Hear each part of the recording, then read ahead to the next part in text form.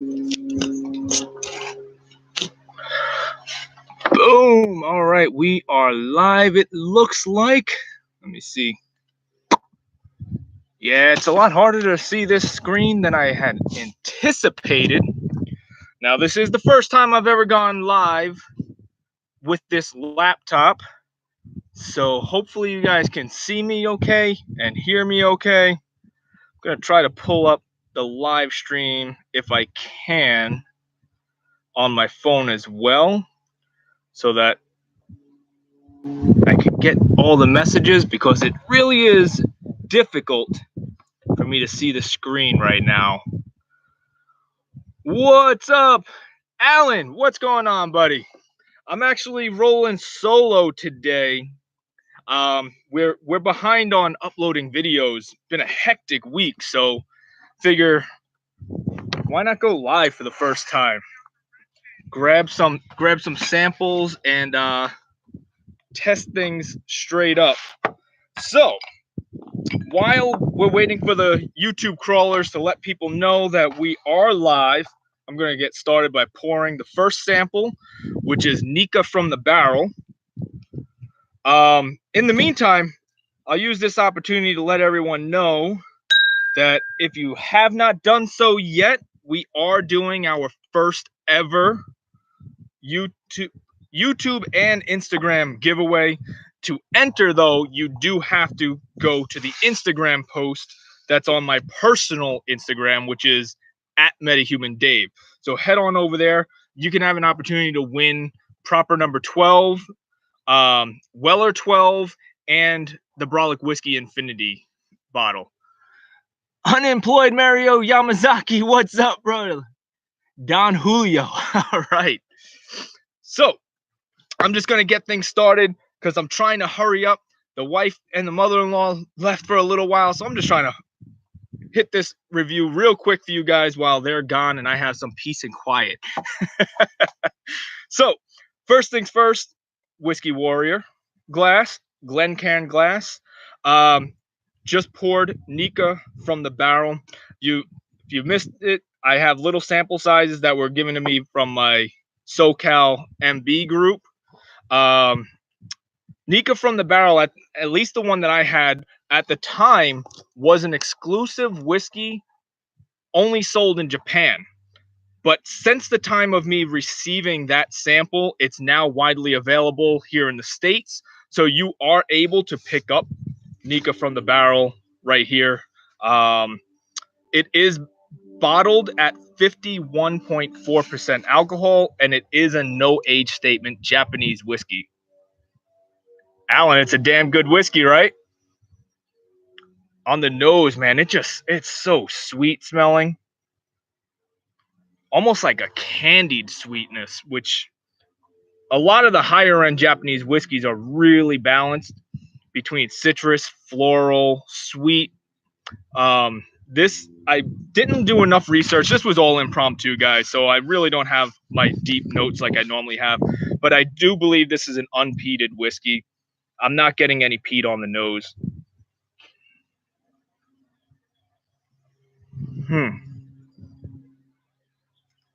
So, Alan, since you have it at your bar, are you raising a glass with me? Smooth as a baby's bottom, he says.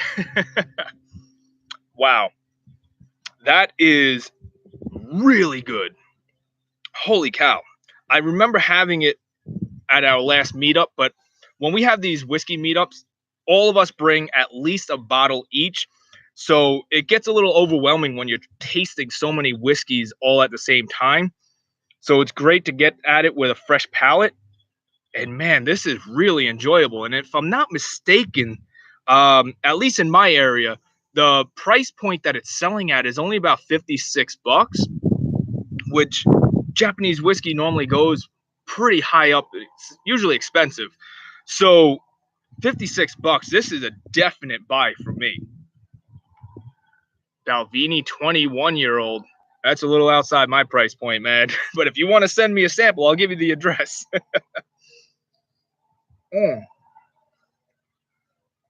So, yeah, this is a damn good Japanese whiskey.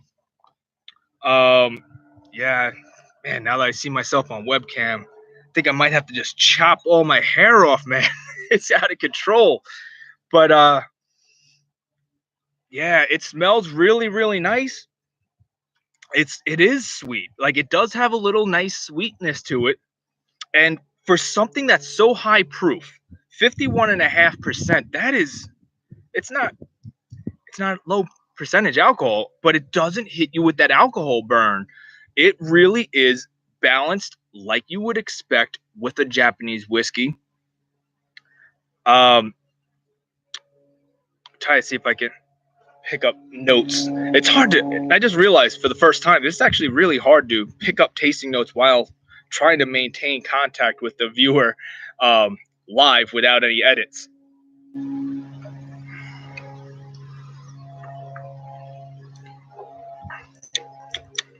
It's got a medium mouthfeel, I would say.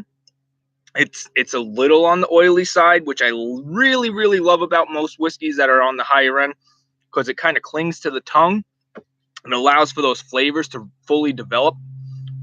And with these type of whiskeys, you don't have to drink them fast. It's one of those whiskeys that you can just kind of sip, have a full conversation with somebody, and not feel like you have to pound the whiskey down just to enjoy it. This one's a slow sipper, and if you can get it for $60 or so, I would definitely say put this on your list of whiskeys to pick up, because this is definitely one of my more favorite whiskeys that I've ever tasted. Nikka From the Barrel. I'm just gonna go against my rules. I'm actually gonna save it, actually, now that I was just about to say something. I have another glass here. I'm gonna save it off to the side just so I can move on, so that I'm not taking away too much of your time. If you guys are drinking any whiskey, let me know what you're drinking right now. I'm clearing the glass with some water. Alan, dude, I appreciate that. For obvious reasons, I don't want to leave the address here, but email me, brolicwhiskey@gmail.com. But truly appreciate the offer, man. Hey, what's up, man? Aaron, glad to see you're in here. And what's up? I hope I'm pronouncing this right. Is it Moe's? But sashimi or some type of sushi? Yeah, yes. I would definitely say Nikka would go good with that. I am going to move on to Willet Family Estate. I was trying to get a little bit of info on it before the show. Again, this was impromptu, so I really only had like 10 minutes of prep time, and that included setting the computer up outside. So that didn't leave me much time. All I do know is this is a 3-year-old straight bourbon. 54.5% alcohol. So we are starting to bump it up a little bit higher in proof. But from the limited info I got, there seems to be 2 different mash bills out, a high rye and a low rye. I didn't have time to contact the guy who gave me this sample to find out whether this was the high rye or the low rye. But if it's the low rye, it's a blend. I've read that it's 51% and 74% rye that they blend together. And then there's supposedly a high rye where it is more closer to just the 74% rye. Let me see. Get a P.O. box. Yes, that is. Yes, Aaron. Yes, it is a rye. Shane, P.O. box is on the agenda, but for right now, if anyone does want to send samples, email me at brolicwhiskey@gmail.com, and I'll send you the address that you can ship it to. So, moving on to Willet Estate, straight rye, 54.5%. If you guys have never had a rye whiskey before, it is done very similar to a bourbon. While bourbon is normally at least 51% corn, just replace the corn with rye, and that's what makes it a rye whiskey. With rye style whiskeys, one of the nosing notes that you'll smell often is what you expect from like a pickle or rye bread. So on the taste, sometimes you do get like a dill pickle type of smell. And on this nose, I am picking up what you would expect from a rye bread. It does smell a little sweet. Considering I don't have the mash bill, I don't know which one this is, but my guess would be this is the lower rye mash bill. So my guess is it's a lower rye, a little bit higher corn, and probably just balanced out with some malted barley in it. Hopefully my boy Jonathan Castle can hook me up with the mash bill when he gets home. Sazerac.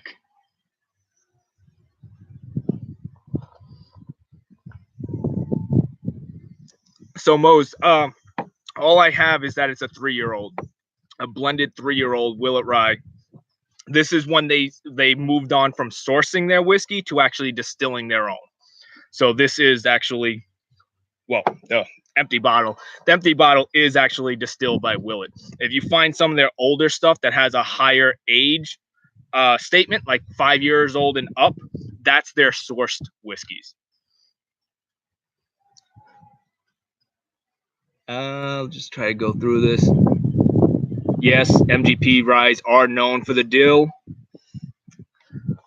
But you know what? This is definitely an approachable rye.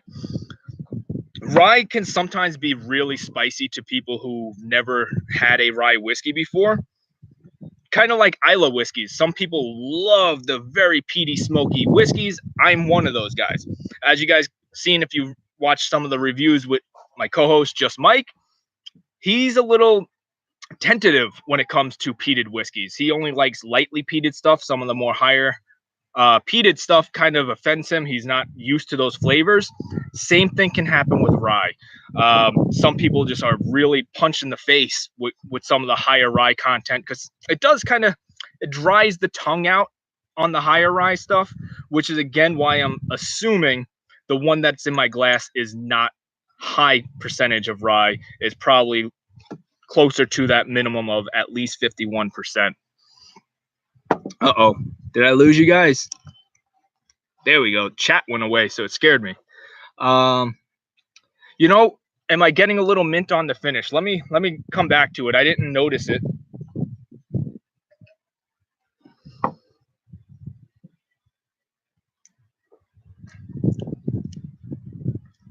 It does have a fairly heavy mouthfeel.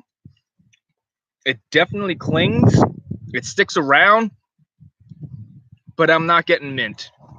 I really don't get mint on the finish. But what the hell?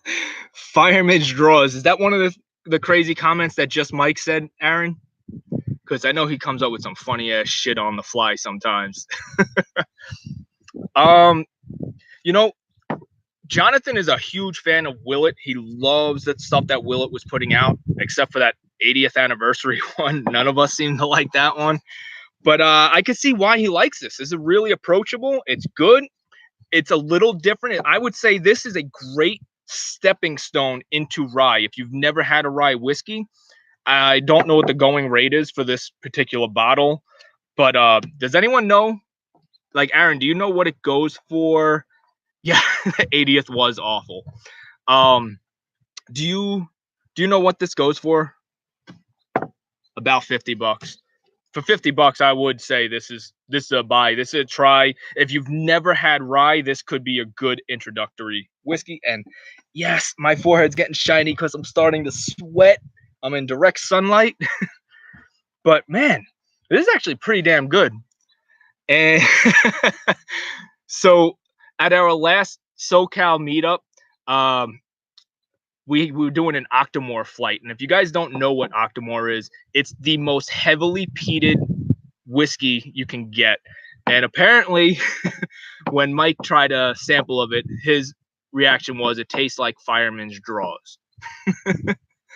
That and Pikesville on my go-tos for that price range. Yes, I do recall us having the Pikesville that one time, and I do like that one a lot. That one's a totally different flavor spectrum. Off the top of my head, I remember getting a lot more of that dill pickle taste, but that one was really delicious. Only in whiskey can we say that we're tasting things like iodine, medicine, liquid Band-Aids, pickles, and all say that, but it's in a good way.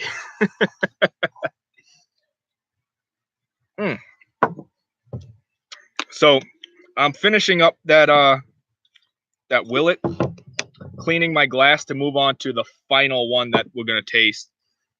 Man, is it damn good though. For those that are tuning in a little late, because I'm watching the viewer count just shift a little bit. If you haven't done so yet, we are doing a whiskey giveaway on my Instagram at MetahumanDave. So go check that out if you haven't entered. We're going to announce the winner live on a live stream next Saturday at noon. So moving on. Hey, Drunk Cooking with Scott's in the house. What's up, brother? Cheers to you as well. And I know if you're watching me, you're drinking. So what are you drinking, brother?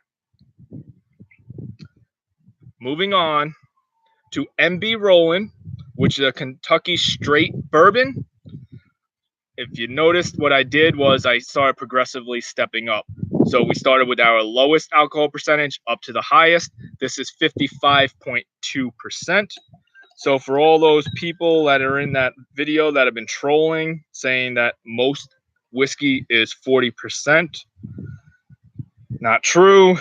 But here's 3 whiskeys that I just randomly pulled out of my sample box, and all 3 of them were at least 50%.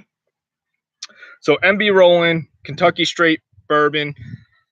I was not able to find any info on this one either, other than the fact that I know they each bottle kind of varies in proof. I think it was anywhere between 52% and 57%. So I'm right down the middle at 55.2. Rolling Rock. All right, but at least you had some Jack Daniels with lunch. No Evan Williams, Scott. Wow. Nose is completely different on this one. Aaron, since you're the video guy, is the audio quality and video quality at least decent enough with my really slow internet connection? Wow. This is an odd nose, man. Like, it's a funk. It's kind of leathery, kind of musty.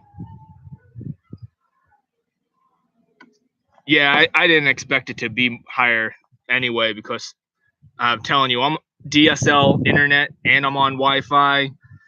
I'd be lucky if I'm getting 6 MBs right now. Wow. So you're saying, if I'm reading this right, Aaron, you're telling me that MB Roland is a Joseph Magnus product? Old books. Yeah, old books is a good way of saying it. I didn't think this was a Joseph Magnus product, but if you want to Google it, that would help me. But yeah, it's a wow. almost Christopher Walken on that one, but woo, it's a unique nose. I kind of want to see if I can pull any more nosing notes out of it, but leather, dusty. Mose said old books. I would say, yeah, that kind of works. It's unique. I was not able to find the mash bill on this one either in such short notice. So if anyone in the comment section knows the mash bill on this Kentucky straight bourbon, let me know. All we know is by legal standards, it's at least 51% corn.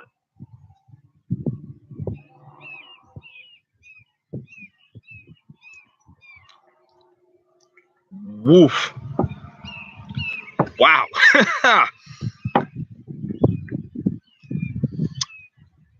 If I'm not mistaken, Aaron, I believe this is a sourced whiskey as well. I don't know if that's 100% true or not. So if you can at least double check that for me, that'd be cool. But wow, this is sweet. Like, I know I've been saying that with all the other two whiskeys too, but this is like on a different level of sweetness. This is like brown sugar sweet, maple sugar sweet.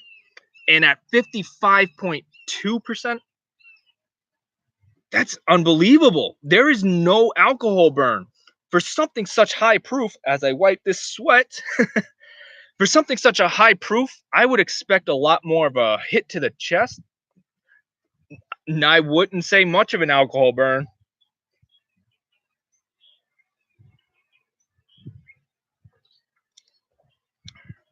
Here's what's unique.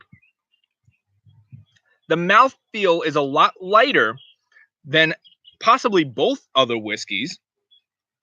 So it doesn't feel as creamy and as thick as some of the other whiskeys. They are grain to glass. Yes, I'm so happy you said that, Aaron, because this is a phenomenal whiskey. I think this is going to be on my shelf real soon. This is another one that Jonathan's a big fan of. I think Pedram is as well. This is a freaking good whiskey. It's sweet. Now, are you able to find the mash grain for me, or mash bill? Because what I found unique about it is, although it's sweet, I actually feel like I got more rye sensation than I did with the Willet. So I'm wondering if there is rye or what's in it that makes me think that there is rye in there. And I guess no Kentucky hug. That's something new to me, brother. I don't even know what Kentucky hug means. So if you can explain in the comments. This is just their, when you go to their website, it's the top one. It's just the one that just says Kentucky straight bourbon. So I don't know. It's, when I went on their website, it didn't show the mash bill, so probably gonna have to find a different bottle. I have a different website that'll have the possible mash bill, because the website didn't say it. That's what stinks about us as reviewers. Sometimes we gotta dig deep to get details, because the websites don't always tell us everything we need to know. And then of course we hear shit from all the trolls who think they know everything about everything and talk shit if we say something incorrect slightly. So it is what it is. No mash bill info. Yeah, I couldn't find anything either, brother. Hard to breathe after drinking a high ABV. Okay, so that's what the Kentucky hug is. No, that's what's crazy about this. For something that's such a high alcohol percentage, 55%, that's 110 proof. Not getting that harsh, like, chest punch, not getting that alcohol burn on the tongue, because the sweetness is what really digs deep on you. It tastes. I'm willing to bet, and she's not here right now, but if she was, I would have my wife taste this. I'm willing to bet that even though it's such a high percentage and she's completely new to whiskey, I think she would like this. I think because the sweetness is so thick that the alcohol burn kind of doesn't overpower it.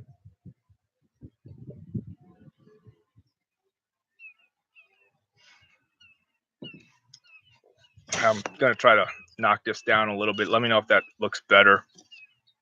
Is that better, guys? Or should I push it back again? Wow. No, this is leathery, but also sweet. Brown sugar, maple syrup. I look forward to picking up a bottle so that we can do a full in-depth review for the channel, rather than just this live stream just to just because I'm behind on videos. Of course, as you guys might have known, next Saturday at noon Pacific Standard Time. Of course, my neighbor's doing his lawn all of a sudden now that I'm out here. Guy never does yard work, but right now he's got to do it. Next Saturday at noon my time is when we're going to announce the winners of the whiskey sample giveaways. We're going to be giving away Proper 12, the Conor McGregor whiskey, Most of you guys that are subscribers probably found me that way. We're going to give away Weller 12, which is a very hard to get bourbon in most areas, and our personal blend infinity bottle. Going to be giving that away to 2 winners. It's going to be done randomly on a live stream, so there's no BS involved. And if we get to 300 entries, which we're more than 1/3 of the way through already, I will throw in an additional 8 winners as second place, if you will, to taste the infinity bottle. We'll send out samples to those guys as well. It's kind of why I'm doing these samples, is so that I have empty bottles to send back to you guys. So don't be surprised if randomly throughout the week I do a couple more of these live stream sample tastings, because I need empty bottles just to send away to the winners. But if we get 300 entrants, we are going to give out an additional 8 sample sizes of our personal infinity bottle, so that Mike and I have not tasted our infinity bottle yet. The plan is to taste it. I believe it's going to be the second weekend in October. The reason I said the second weekend in October is so that the winners who get the samples will have enough time for shipping to be able to taste it with us live on a live stream, because Mike and I will be cracking open the infinity bottle for the first time ever live here on YouTube. We'll of course we'll put it in our YouTube as a advanced notice for you guys, but the whole plan is to do the giveaway and you guys drink with us live. So if you win, what we're asking is please don't open it. Drink it with us, because this is going to be something new for us too. We can't hear you. Drunk Cooking with Scott. Send them over. I'll empty those bottles for you. Shout out to the 6, Toronto, Canada. Don't know what that means, but shout out to the 6, Toronto, Canada. MB Roland, were you able to get a price point for me, Aaron? Because I'm thinking that it's also a buy. I think all 3 of these are a buy. This is a great first ever live stream sample tasting, because these are all really good whiskeys.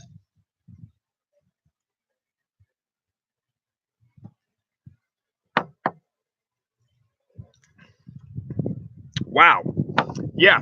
If you're able to find yourself getting an MB Roland and the price point's not that bad, I'm hoping it's in about the $50 price range. So if someone can clarify for me on what the price point is, at around the $50 range, this is definitely a buy. I'd even go $60 or so, because it's such a high percentage of alcohol that even if you personally, because remember, that's the thing about us as reviewers. Every single one of us has a different palate. You'll notice if you watch the other videos with Mike in them that him and I very rarely ever agree. And I kind of think that's important. So for you as a viewer, you want to find somebody who has a similar tasting profile as you, so that if you start tasting things and you notice that person really enjoys things that you also like, when they give a high recommendation, you kind of take that with some type of recognition behind it. You're like, well, if he says it's good, I'll probably like it too. I know personally I did that with a guy, Nathan, from scotchnoob.com. He's a blogger who I feel we have a very similar tasting profile. And when I was brand new to whiskey, when I didn't know about a whiskey, I would check out his blog first. And if he liked it, I'd give it a shot. If he said avoid it, I usually avoided it, just because I noticed that me and him had a similar tasting profile. I don't believe that happens 100% of the time. There's definitely quite a few whiskeys that he recommended that I don't like at all. But my point is, you got to find a channel or a blogger or a reviewer that you like, that you find has a similar tasting profile as you, so that if he says he doesn't like something and you have tried other things that he said he likes and you also like it, you kind of take that with, you know what, if he says he doesn't like it, I probably don't like it either. I just saved you $60 on buying a bottle. That's the whole reason why we do these things. If you can find a reviewer that you have a similar tasting profile as, then absolutely keep following him. And that's what I think is cool about having Mike as the co-host, being he's kind of the example of a newbie to whiskey, because with the exception of things like Jameson, Jack Daniels, and your typical bottom shelf partying style whiskeys, he's never had any other whiskeys other than the ones that you've seen on this channel. So he has a different tasting profile as me. You can see I love peated whiskey. He doesn't.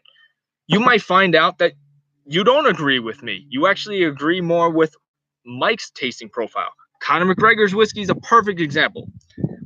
I don't understand it. I'm reading the comments. You guys think I don't read the comments, even though there's like 800 of them in the video. I do try to read as many as I can. Of course, some slip through the rug, but I was confused. So many of you guys are hating on Mike, saying that he's a Conor McGregor hater. But if you actually listen to how we scored it, he scored Conor McGregor's whiskey way higher than me. I think my highest score was 4.5 out of 10, and Mike scored it like a 6.3 neat. But I'm reading your comments, and you guys are calling him a hater. What the heck are you guys talking about? And somehow you guys are calling me a fanboy. First of all, no, I'm not a fanboy. But I scored the whiskey lower than Mike. So what the heck's going on there? But the point that I'm getting at is Mike and I have completely different tasting styles. So find who you agree with more often, so that when you watch our reviews and you hear us debating, you can pick a side too, because maybe you agree more with me, maybe you agree more with Mike. Either way is fine. We don't get mad. We actually enjoy seeing some of the comments. Like, trust me, you all of you Conor McGregor nut huggers that kind of still have his balls in your mouth, that are talking shit on Mike, calling him a douchebag and all that stuff, trust me, we are eating that up. Wait for an upcoming video, because I'm sure some type of douchebag character is going to come out soon, and it's all thanks to you. You guys can talk shit about me, about my eyes being offset, whatever the fuck you guys want to say. I don't give a shit. You guys are still watching. The rest of the guys that are actually here for whiskey, props to you guys. I appreciate you guys. We love you guys. I love hearing from you guys that are saying that you appreciate the reviews. I hope you guys are following both on Instagram and Facebook as well as YouTube. I'm going to end this video by saying, if you've come into this video late and you didn't know already, we are doing a whiskey giveaway. It's on my personal Instagram at MetahumanDave. The contest ends Saturday, September 29th at 9 a.m. The reason it ends at that time is because I need to go and confirm entries, make sure I didn't miss anyone, make sure those guys that said that they were following me didn't unfollow before the entry, all that stuff. But at 12 noon California time, PST, we will announce a winner live. There's going to be 2 winners, potentially an additional 8 second prizes if you guys enter the competition. Let me just check, see if anything. All right. Wow. Are you saying that the MB Roland is only $43? Is that what you were saying, Aaron? Not available in California, though. Only Kentucky. That's weird. It looks like the Huntington Beach Total Wine has a bottle. All right. I would say $43. That's a definite buy. But Moe's, before I sign off, the water and ice really hurt that dram. which dram are you talking about? I don't know which one. If you guys have any comments, let me know. I'll stay on as long as you guys have questions. Otherwise, I'll end this live stream pretty soon. As always, I gotta plug my other stuff. We do have a podcast, anchor.fm/Brolic Whiskey. It's also on iTunes, Google Play, and just about any other podcasting service. So check us out, Brolic Whiskey. We have Brolic Whiskey on Facebook. Instagram, it's at MetahumanDave. So it's just my personal one that has a mixture of life plus whiskey stuff.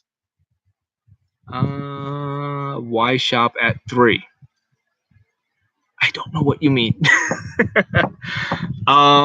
Yes. Okay, so Mose was saying, so water and ice really hurt the dram. He is talking about Proper 12. So Proper 12, I will preface this by saying I'm not a huge fan of most Irish whiskey. Most Irish whiskey I find too bland, and the 40% alcohol is probably the reason why on most of them. The whiskeys from Ireland that I really enjoy are usually either cask strength or at least a little bit above, or they've done something different, like Tyrconnell. Tyrconnell doesn't triple distill, they double distill. And I think that only distilling twice brings out more flavors. It's 43%, not 40%. And other whiskeys that I've really enjoyed, other than cask strength, are things that have just been finished differently, whether they've been finished in sherry cask or things like that. So with that out of the way, Proper 12, it's a very young whiskey. It's all the way down to the bare legal minimums of 40%. It doesn't have a whole lot of complexity. It's a party whiskey. It's meant to be done in shots. It's meant to be done if you're just playing a drinking game because Conor McGregor's fight is on. You know, maybe every time he gets taken down, you take a shot. I don't know what you guys want to play, but I think it's a party whiskey. I don't think it's meant to be enjoyed the way that we're drinking the other 3 that I've reviewed today. But at $25, and I've heard some people say that they found it on sale for as low as about $21. Dude, give it a shot. What's the worst that can happen? $21, it's a mixing whiskey if you don't enjoy it neat. But because it was already 40% Mose, once we diluted it, it took out whatever little nuance that was still left in it away. On ice, if you've watched the full review, I said it tasted a little better than diluted. Mike hated it. And that's the thing. Taste is subjective. But for $21 to $25, give it a shot, man.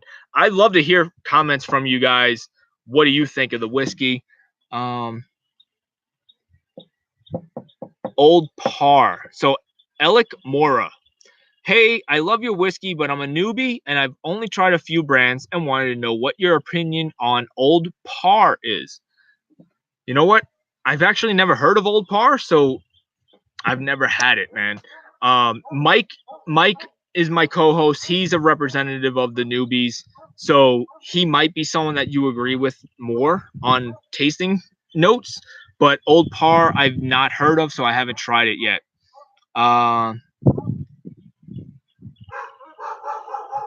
You just drink pints of Guinness, then we'll see who's who, what's what. That's Drunk Cooking with Scott. Dude, Alec, thank you very much. I appreciate that, man. I really, really do. Time or higher ABV will help the Proper 12. Mose, I couldn't agree with you more on that statement. Absolutely. I don't feel Proper 12 is a horrible whiskey. I know we've gotten some shit saying that we're Conor McGregor haters. That's not it. I personally do feel that if we had a little bit more time to age it, I know there's some people that are really whiskey snobs and will say just because it's a blend they won't drink it. Fuck that. That's just tomfoolery. Don't think that only single malts are the way to go. There's nothing wrong with blended whiskeys. There's nothing wrong with grain whiskeys. They all give different tasting profiles. So I don't hate on Connor's whiskey for it being blended, but I do feel that it's either A, too young, or B, he diluted it down too much. I would love to try it again at a higher percentage alcohol. And I'm not even saying it has to be barrel proof. I'm not saying I need to have a 51% alcohol just to enjoy it.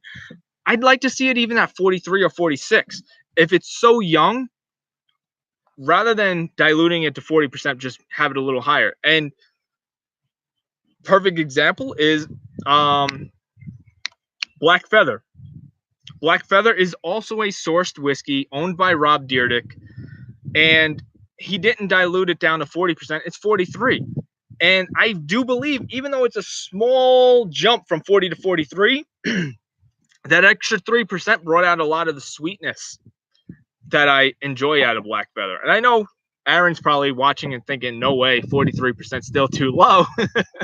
But to each their own. And that's what's great about this whiskey journey. We all have our own preferences, but never go into a whiskey with some type of bias right out of the bat. Like, don't be biased about hating a whiskey just because it's blended. That's all I'm getting at. There's good blends, there's good single malts. The Truth says he likes the Proper 12. It's sweet, but it is weak. So at least we agree on the weak point. Will it get better after opening? Like if I only drink a couple times a year? To a point, possibly. If you want a great example of what oxidation can do to a bottle and actually ruin a bottle, watch the review Mike and I did on Lagavulin 16. And I'm talking to you, the truth. The Lagavulin 16 was an eye-opener for us. It kind of changed this channel. Lagavulin 16 is an amazing Islay whiskey. And I was saving it on my shelf for a while just before we can finally get around to reviewing it. But Mike also bought a fresh bottle because he was going out camping with a buddy. And during the review, I realized something was off about it. It didn't taste good anymore. It kind of tasted flat. So he brought out his brand new one, popped it open, night and day. So what we've learned is it's okay up until about 50% of your bottle.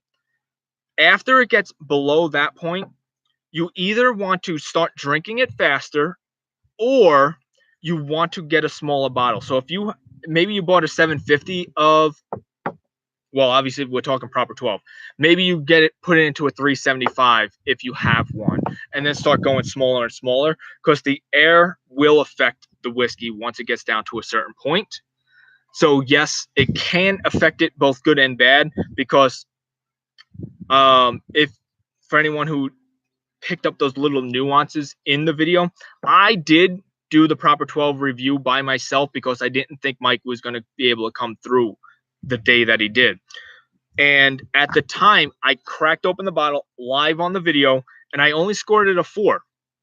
But the few hour difference between the time that I reviewed the video by myself and the time Mike did, it opened up the flavors enough that I bumped it. Now, I didn't change it huge. I still only rated it a 4.5 out of 10, but that just goes to show opening a bottle can change the flavors in a good way, but there's kind of like a drop off to that.